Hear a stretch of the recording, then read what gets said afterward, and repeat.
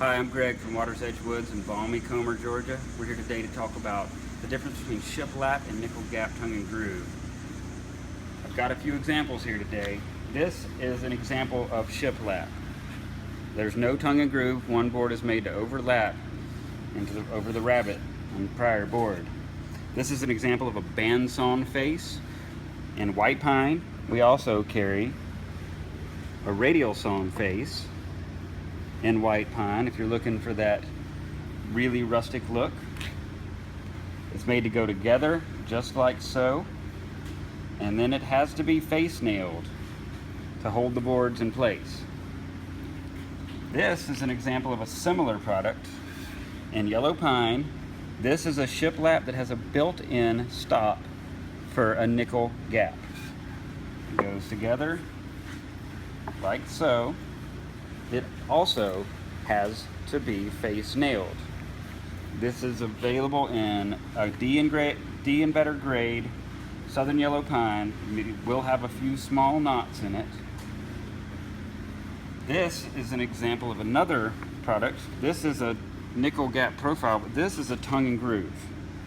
The tongue and groove allows you to hide your nails in the top of your tongue. This product, you have to be careful about your nail placement or you will see it. It goes together and the board above holds the board below. This is a product that we've engineered that is a nickel gap tongue and groove product. Goes together like so. The improvements are a slight bevel on the face, which allows better access for cleaning and for painting. An elongated tongue with extra meat on the back, so that when you drive your nail, you're going through a ½ inch of material instead of potentially a1/4 inch of material. This also creates a 2 millimeter expansion slot on the bottom to allow for some movement on the wall. This product is generally made in a C and better southern yellow pine, meaning it's clear of knots, and usually heartwood. It's great for painting. It does require priming. I'm going to show a few different examples of the installation of the different products. We're going to start with the shiplap. We've taken all of our products and pre-finished them since this is a display wall. The shiplap goes up over the previous piece. Now, if you want to create a nickel gap spacing, it's as easy as literally just putting a nickel in between each board to create a small gap. For our display purposes, I'm not creating a gap.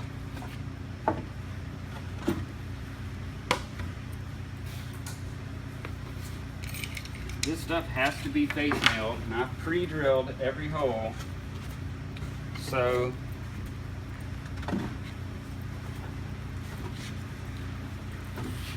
that it goes up easily.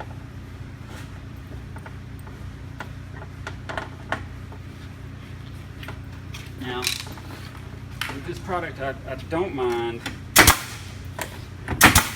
pre-nailing the top so that I don't have to hold it in place. And I also don't mind using a nail guard. It's a simple invention, a thin piece of wood with a hole in it that prevents any damage to the wood from overstrike.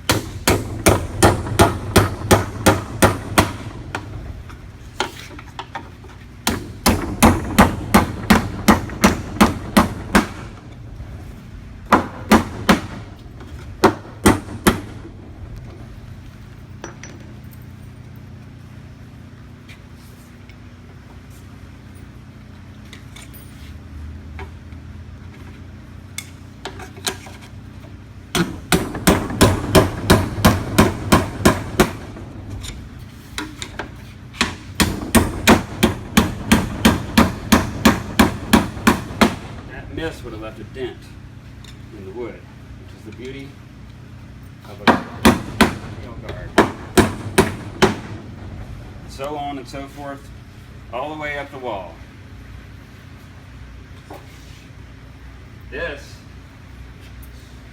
is an example of our nickel gap made with a rustic white oak.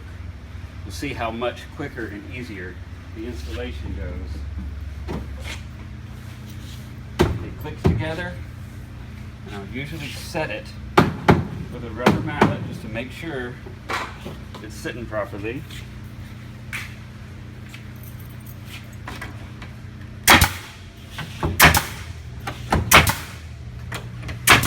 I put the nail above the stop on the tongue and groove, and then the next piece comes in and covers it.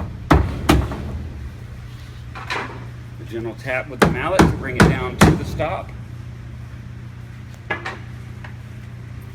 we nail. I'm using a 15 gauge nail because it has a bit more of a head than some of the other nail gun nails.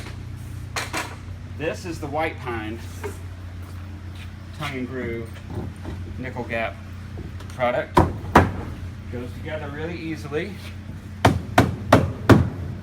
The stop is built into the back of the groove to establish its spacing. You do have to be careful about your placement and your angle of your nail. If it's too high, it'll hold the next piece above it off. If it's too low, you'll see it.